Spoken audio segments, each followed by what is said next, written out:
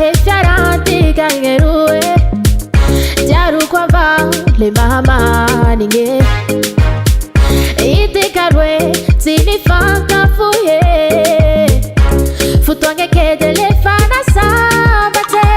si walingu ya fatina peta jaru kwa va utetanila we Tira utakila we Nyambingi futwangi pulyana uwatu ibadi kwe Zawatu itangu bwe Zawatu itangu bwe Zawatu itangu bwe Zawatu itangu bwe Zawatu itangu bwe Zawatu itangu bwe Zawatu itangu bwe Zawatu itangu bwe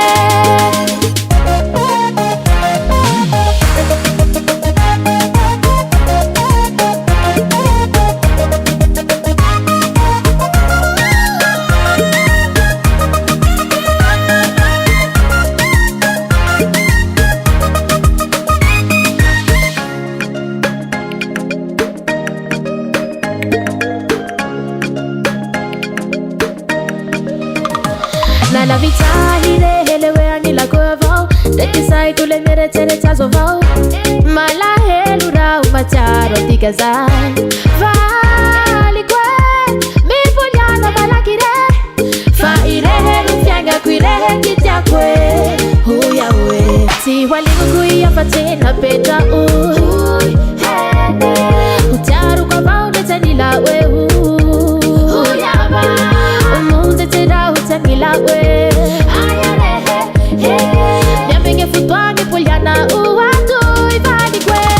Zawatu itangu bwe Zawatu itangu bwe Zawatu itangu bwe Zawatu itangu bwe Zawatu itangu bwe Zawatu itangu bwe Zawatu itangu bwe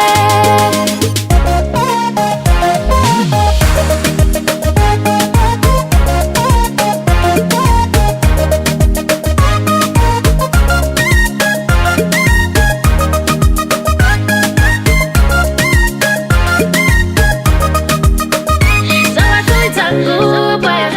Zawatu itangu bwe Zawatu itangu